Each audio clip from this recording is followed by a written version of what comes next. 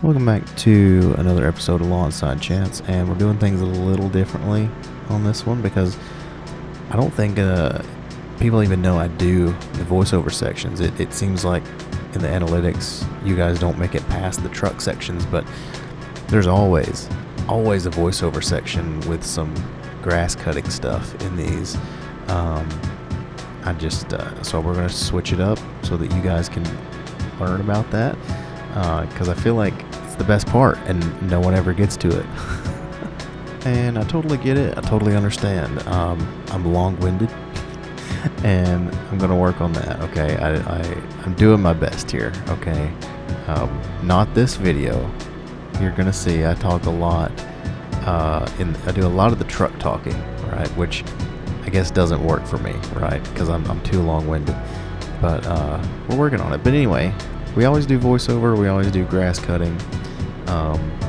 All of the music in every video since I started re-uploading or reposting last October, every song I have made myself. I take a lot of pride in, not supporting AI. My thumbnails are mine. I sit here and I make everything myself, okay? Everything. No AI at all. I hate AI. It's trash. It's garbage. And you can tell it's just lazy and it's bad. All the AI thumbnails, I avoid them like the plague, right? It sucks. Be creative, do something, take a picture. It's not hard. Anyway, here we are on this giant property, mowing with the 48 watt behind. Obviously not ideal for this property in any way, shape, or form. But I'll mention it later in the video.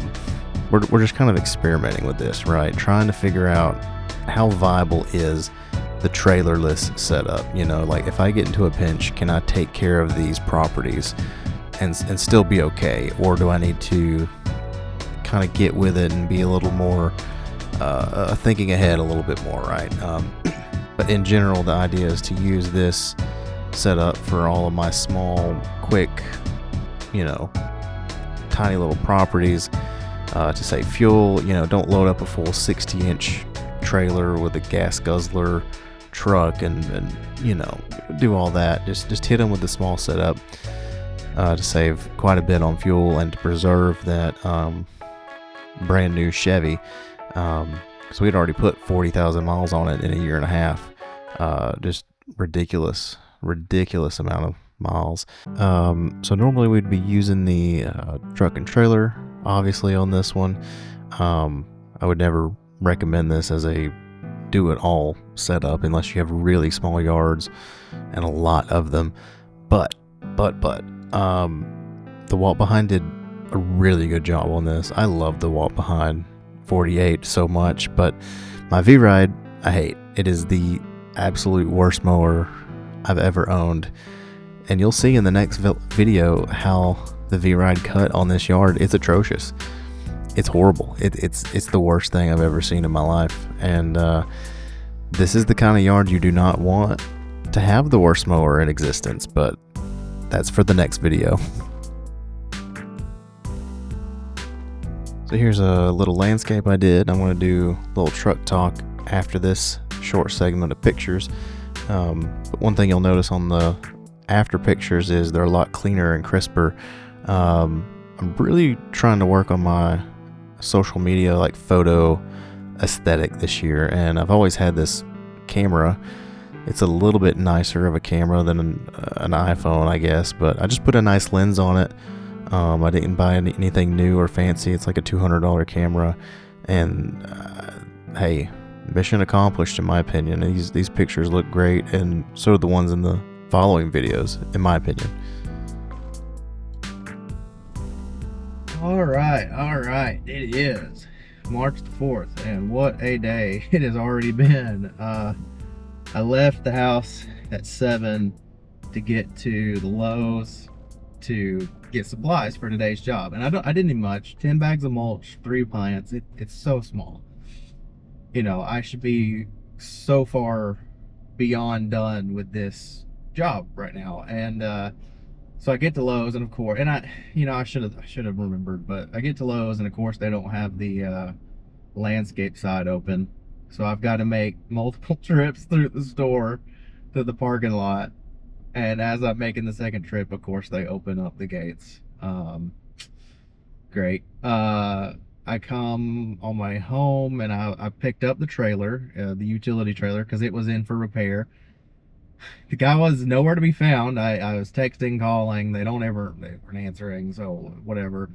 Um, but finally got the trailer back after standing around there for about 30, 40 minutes. And they charged me for, so they were supposed to replace, put on a spring for me, an upgraded leaf spring, because I had upgraded one side earlier last year because the spring snapped, and I was going to do the other side but never had time. So I took the spring that I bought from them to put on that single one spring. They replaced both the brand new spring and the old spring with two new springs, and then just left my spring that I brought them, that was brand spanking new with all the hardware. They just left it and didn't even. So basically I paid for that twice. And then I come home and they're paving our street today, but they've been working on it for the last month and a half. Coming up on 2 months, right? And today's the day they're paving. And they had everything blocked, like completely blocked. And this is a teeny tiny little short 2-lane road. Nothing to it, nothing fancy. They've been out here for like a month and a half, man. We've had daggum total like 5-6 lane highways paved in a matter of a week, and they've been out here for a month and a half, randomly blocking us. It's so frustrating. So my quick early morning trip to get supplies and pick up the utility trailer, I started at 7 in the morning, left at 7:30, and it is now coming up on 11. All of the little delays has taken 4 hours almost. Absolutely insane. And the phone is going crazy. It is ringing and ringing and ringing. I was supposed to scalp a yard yesterday, but the spray guys came when I was gonna come. Well, now it's sprayed, so we're gonna do that today instead. And then on top of that, just got a call for another quote, which we're gonna go do after this job. It's just, I was gonna go back and respray the gravel driveway at the one I mowed last night. I have so much on my list, and absolutely zero time and zero, just, oh man, it's such a bad morning. But hey, look, I got out of the house finally. I sat while waiting on the guy to direct me to leave my road. I sat there for 30 minutes. Oh my god, dude. It's so crazy. So crazy. Just the random stuff that will pile up, and I don't have much to do. It's just all of the little weird, odd delays are such a problem. But hey man, wish me luck. Let's see if I can get done everything today, because I'm absolutely determined at this point to just knock this day out and take things back over, because like I say, my brain space is not good right now, and if I can get some stuff done and get rolling, we're turning this day around. I'm telling you that right now. Let's get it.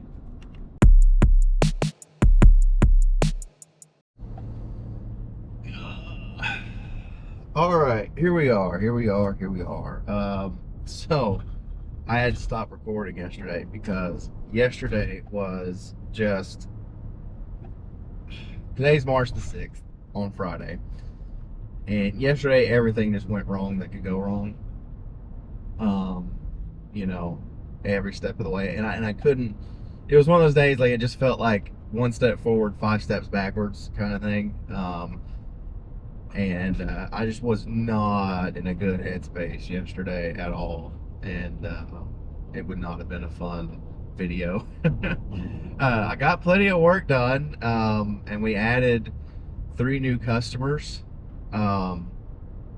two from Google and one from a neighbor reference. Well, and then there was another from an old customer reference. So it's been so hot and warm that people are going, oh, I need work. You know, it's that weird thing. And here's the deal, like my schedule, I have it so well planned out that like I told people my schedule in January, and I said, please let me know if you're going to use this. And literally no one answers. You know what I mean? Like, that's so frustrating. No one answers.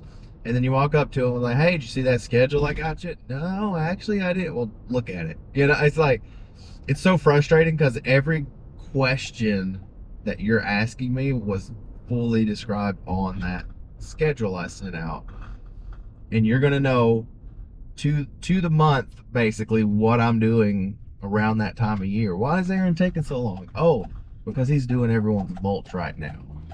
It's mulch season. He's probably, you know, with 30 or 40 mulch installations to do, you know, that's probably why he's a little bit behind. And oh look, here it says here on the schedule, if it rains more than 2 days, expect longer delay. Oh, okay. So like literally, that's how like I'm super in depth with that. And if you just look at it, it would be you would have a very easy year as far as knowing what I'm doing. So I don't know. It's frustrating, man. Like it's one of two things, man. Like customers are either going to complain that you don't communicate or you don't show up, or when you're super on top of it and you go way out of your way to be as detailed and transparent and communicative as possible,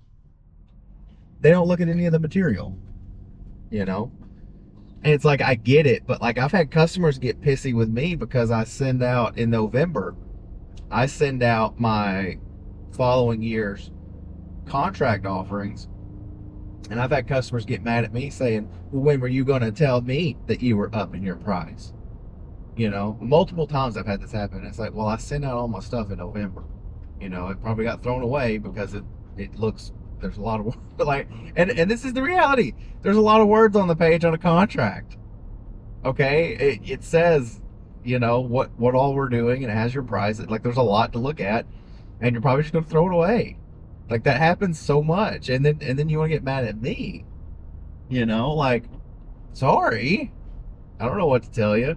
Anywho, I've got a few little quick mow and sprays. I'm gonna go look at an aerator today. Kind of iffy on it. It's a little high for what it is. It's been sitting on Marketplace for ever. He had it listed for 2,600, and then he dropped it to 2,300. And I offered him 22, but I'm probably, so he doesn't have some of the weights for it. The way this particular aerator works, he doesn't have the weights except for one, and the replacement weights are like 350 bucks. So I might try to get it for like 1,800 or something. I don't know. I'm rambling now. Let me go get these yards done.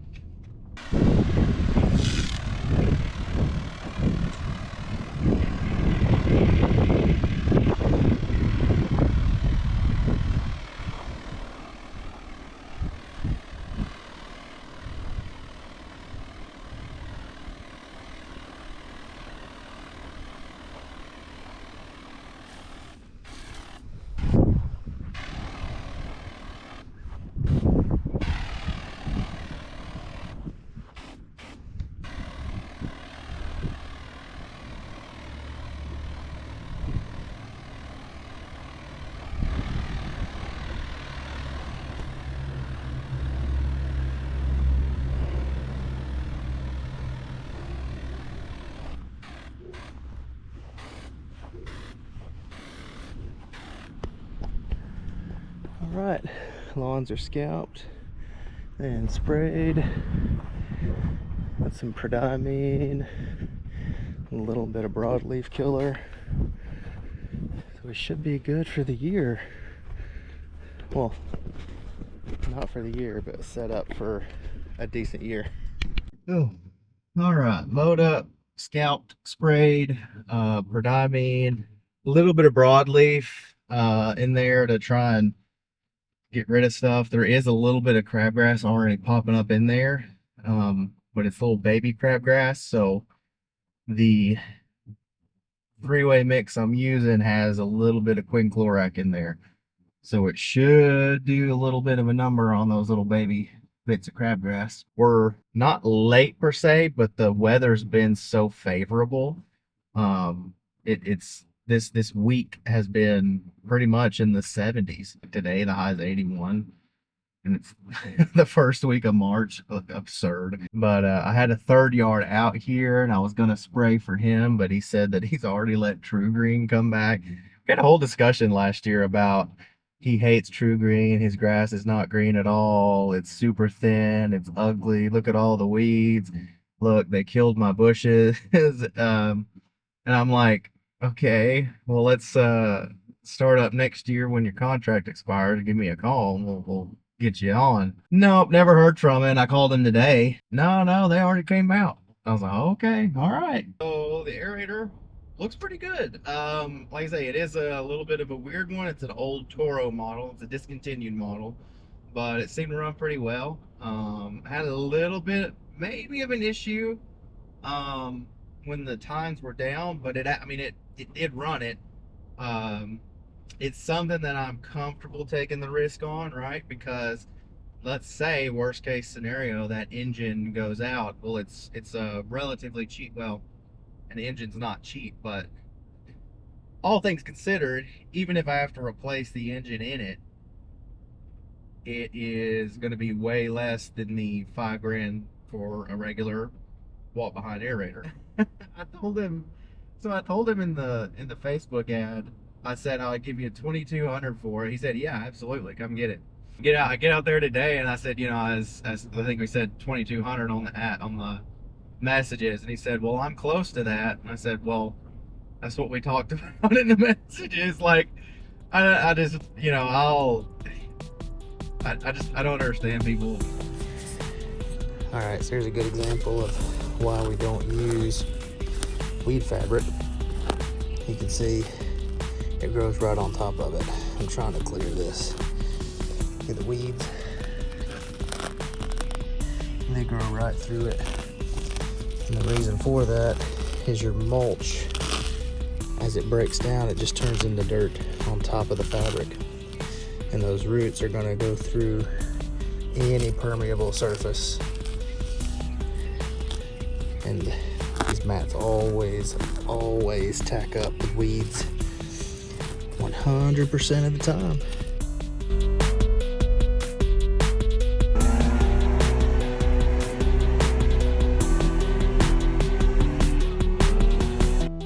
So this is kind of what I'm talking about in my review of the mow and go ramp.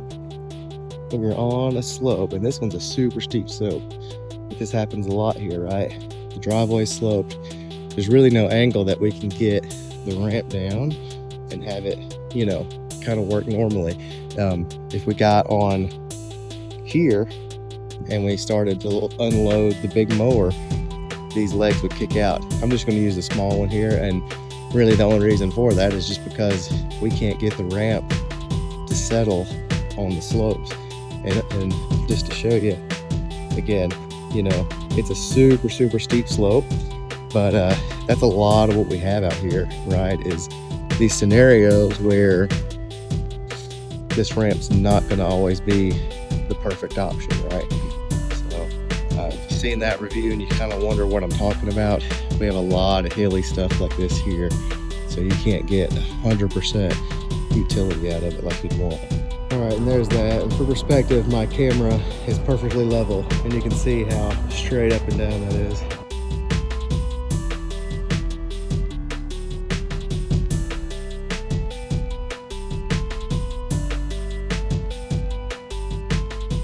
morning hunger to rest. Choose any breakfast sandwich and any size hot pot of coffee for just $6. All right, it's March 16th, and look at that, it's snowing. Okay, March 16th, 2026. Last week, it was in the 80s. I got a little bit of a sunburn one day. Okay, look, I've got my tan right already. And this happens every single year. Okay, without fail, and I warn people all the time, when we get those little couple warm weeks, don't rush out and start throwing fertilizer and planting new plants, because without fail, this, maybe not snow, but this is going to happen. One last frost every single year. And if you go out and you're pushing fertilizer and your grass is growing like crazy, or you're throwing seed out, or you plant new plants, all of those things are going to be stunted or delayed pretty significantly from this 2, 3, 4 days of temperatures under 30 degrees, right? I think this week we've got 4 days in the forecast where the low is under 30 degrees. That's going to stunt your plants and any new growth that just happens naturally. So let's take a look at our hydrangeas. They're starting to grow here, okay? Those very well may get stunted, and stuff like that you can't avoid, but the stuff you can't avoid, like planting and seed and fertilizer, go ahead and avoid it and wait until April, because that's typically your safe zone. There was a weird year a couple seasons ago where the frost came in like the 2nd or 3rd week of April, and that did damage a lot of plants because everything started growing. But I tell people this every year, this will happen. It will get nice, it will get hot. Don't rush, okay? It's very easy for me and other landscapers to immediately start getting those phone calls, and it's like, yeah, we'll plant everything, yeah, we'll seed everything, yeah, we'll fertilize everything, because it's paychecks for us, right? But as nice as a paycheck would be, there's right and wrong ways to do things, and planting in the snow is what I would call the wrong thing to do. Okay, we can do all this stuff when the weather is actually warm and stays warm, and you're going to have a lot better results because of it, and you're not going to waste money on plants or seed or whatever. It's one of those things. It very well could make it through it, but it very well could not. It's a 50-50 chance. So I tell people this every year, and they urge me to keep doing things that you don't want to do right now. And it is what it is, man. It'll either work or it won't. But if you want a guarantee, be patient, okay?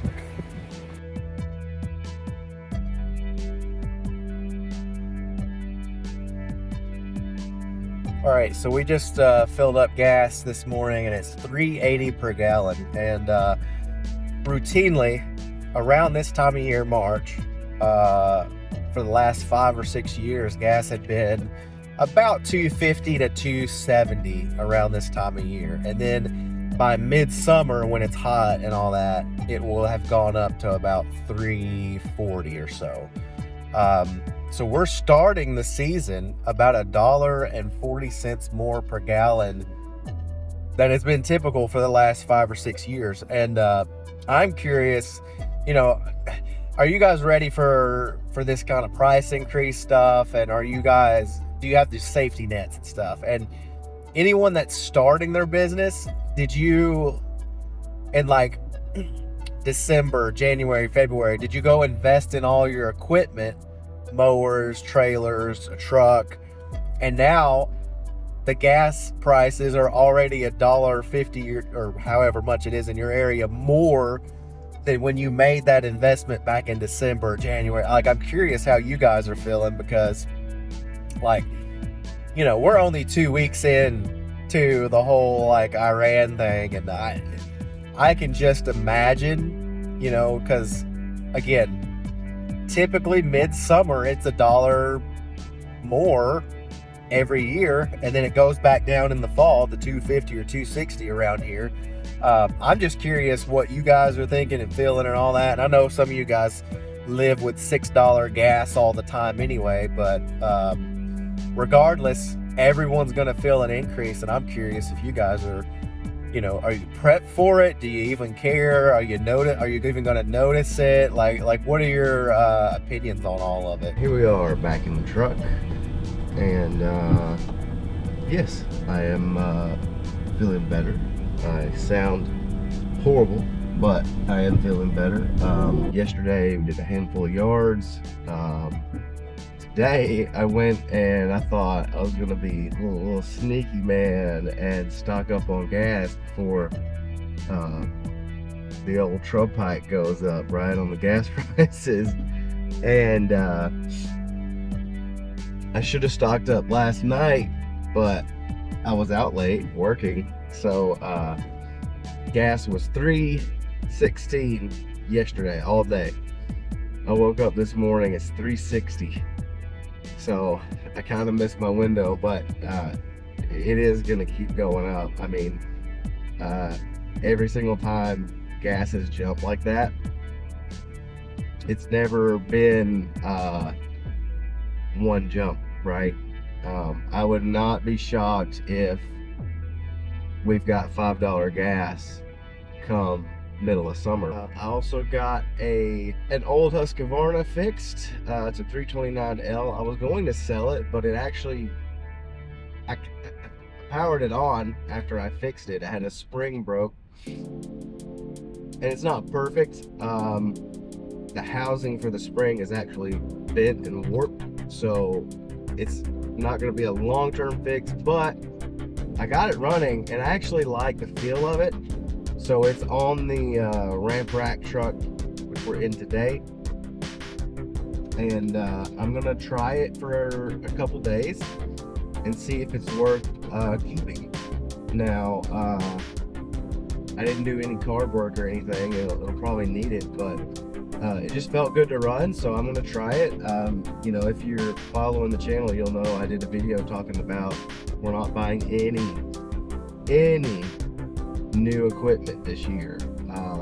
We're trying to go all used on everything and then just do our own repairs. This Husqvarna 329L, I picked it up for 40 bucks. I put a $10 spring in it and it fired right up. So that's a $320 trimmer, give or take, for 50 bucks. So let's hope it lasts the entire year with no more issues, right? That'd be great. All right, in other news, I lost an engine mount. I have no idea where that went. There's the Husqvarna, too shabby, and it's without a guard, so we're gonna learn if I can get used to no guards. All right, so got big yard today. I've got two of these that are about this size. We're just trying to test here while it's slow. The viability of the small mower, the small setup on these big properties. How much time are we actually going to lose? The overall goal is to run this setup for small properties and then run the truck and trailer with the 60-inch typically on properties like this one, but for experiment's sake, right?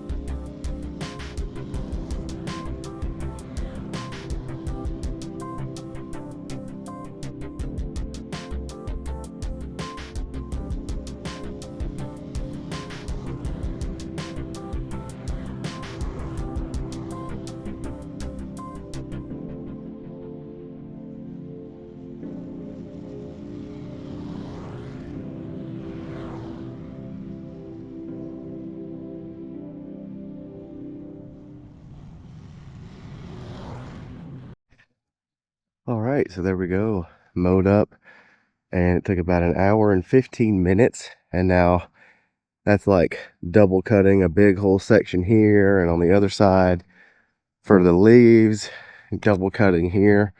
There's a lot of onion that didn't want to cut. So a lot of double cutting in sections just for your first cleanup. And then I did take 3 phone calls and answer a couple texts. So, I mean, honestly, back out 15 minutes for the phone calls and texts and the double cutting. I'm fairly certain the mowing and weed eating with the 60-inch took me like 45 minutes here. So if I can mow in an hour and then weed eat, the weed eating, it doesn't take long at all. The first one here is going to take longer today because I got to fix the edging and stuff, right?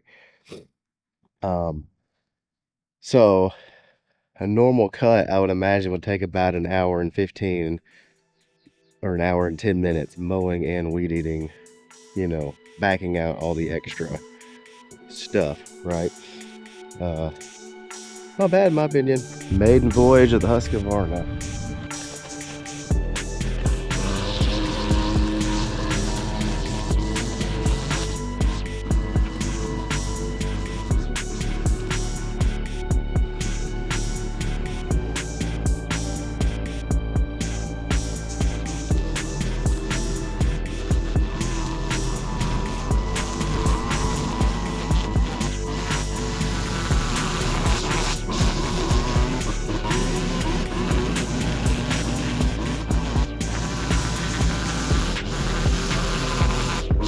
Not bad, but it is bogging a lot. That's why I hate running the guard, you know, like it's fine, it works, but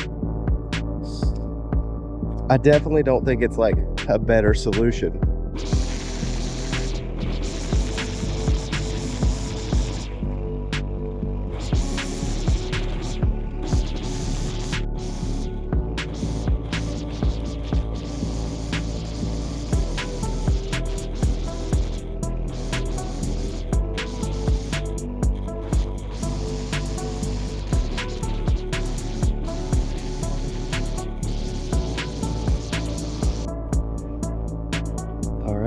Here's this one cut up.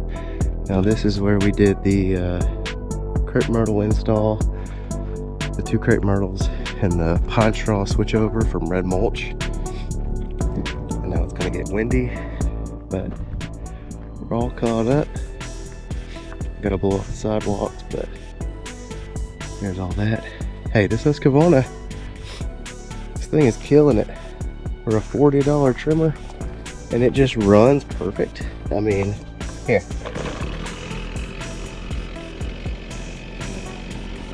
Perfect idle. I haven't done anything to this except for change that spring. And I need to fix the rope. Not too bad. Yeah, so with the Husqvarna, I can't lie, I'm pleasantly surprised. It's a great trimmer. Definitely a little bit heavier than the 2620, but I do think it has a little bit more power than the 2620. I don't know like the spec sheets or whatever, so I'm just going off a feel. Running without the guard, I really don't care for it. I never have. It's the first time I've done it in probably 4 or 5 years, and it's fine, you know, it's okay, but I wouldn't say that it's better than running without a guard by any stretch of the imagination. I would say the guard's definitely better. You lose so much power, you know, even with this slightly bigger engine on the Husqvarna. It's just, you can tell it's just bogging and it's struggling. And when the line does get too short and I need to bump it, the line gets way too long. And then what do you just grind it on the concrete or something until it gets short, and then you overshot. Crap, now I gotta do the whole thing again. It just seems like you're taking a no-brain situation of bump the line, get the perfect amount, get full power out of your trimmer. Simple no-brainer scenario, and you're turning it into a, oh, my line's too long, I gotta shorten it up a little bit. Oh, I got it too short, I don't like it. I don't like it. I've never liked it. It just it's hard to describe. Look, I had a rock fly up and hit me on the elbow there. Never had that happen with the guard on. Even the little stupid mini guard on the Echo is better than that. But I don't know. It's not bad. It definitely runs, but I can definitely tell it is putting a struggle on that engine. But I know. Go ahead and type it. But I know I'm just doing it wrong, right?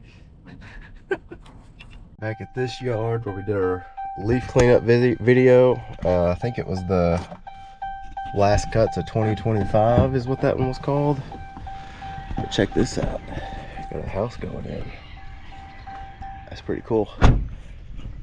That's a big house too for this area, because this whole little neighborhood is a bunch of, modular homes and mobile homes, right, that were built up to be the subdivision. That big old giant house is going to stick out like a sore thumb around here. Not a bad thing, it's just weird, like a weird spot for it. But I guess if you've got the land and you've got the money, build your house, man.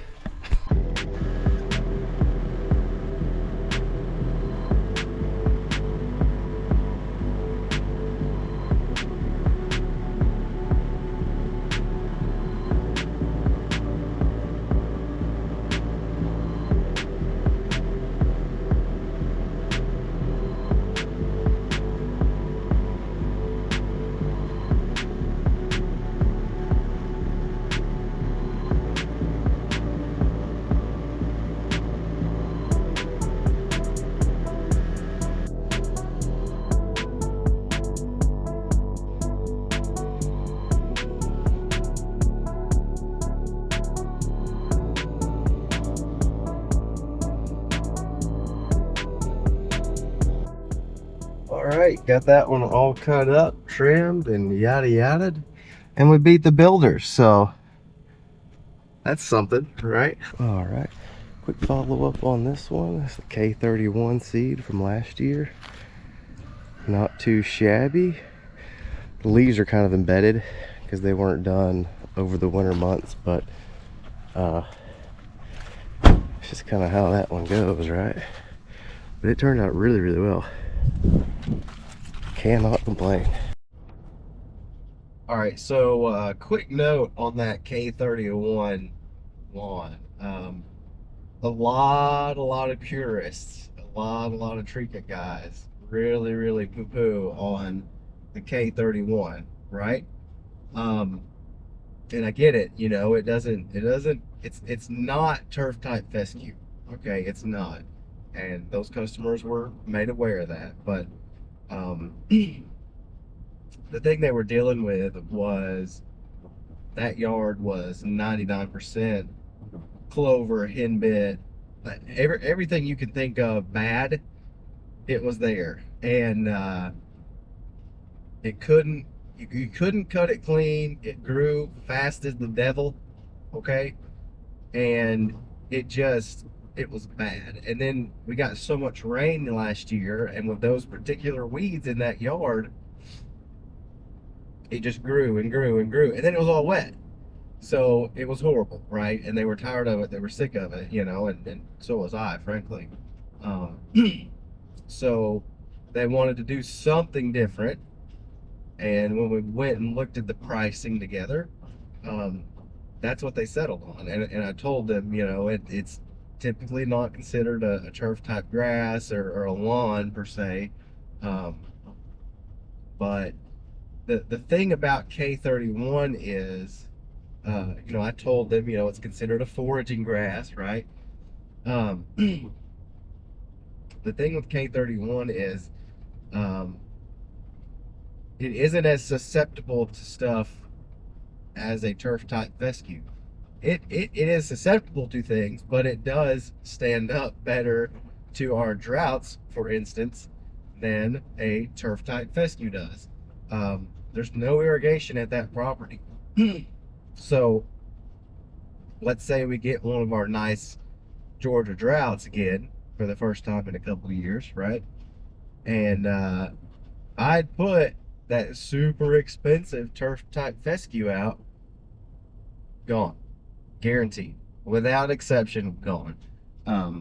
There's no amount of fertilizer or fungicide you can put on a lawn that's a turf type lawn, a turf type fescue lawn in 96 degrees for 2 months. It's not possible. And I will fight anyone who wants to argue that with me, okay? There is not a homeowner's spigot that could put off enough water per minute or per hour to offset that level of drought for turf type fescue's requirements. Okay? And I will fight anyone that wants to come in here and argue with me, okay? We've tried so many turf type fescue lawns on water spigots, okay, over the years, and they never work, because the thing that happens is people get to sitting around looking at their water bill and they realize, oh God, oh Jesus, my water is expensive. I got like a $230 water bill this month. Aaron, I can't do this, you know. And then they stop watering, and then it dies immediately, right? All sorts of different reasons to not do turf type fescue around here. But the K31, you know, oh, it's a foraging grass. It's meant to feed cattle, you know. Thing about it, I got 15 horses back there, and they just ate. Okay?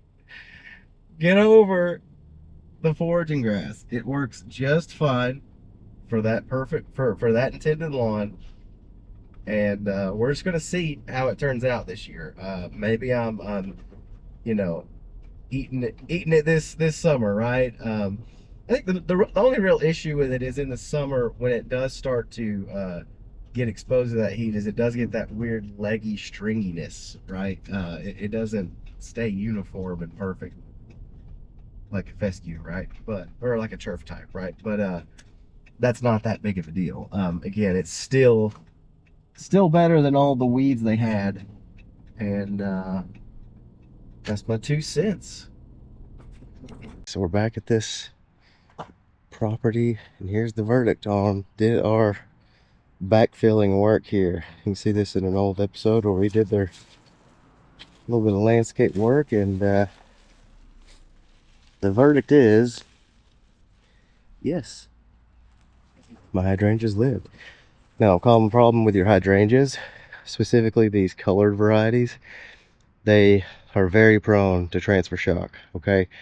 That means when you get them out of their pot, they tend to lose their leaves and blooms until they're established, okay?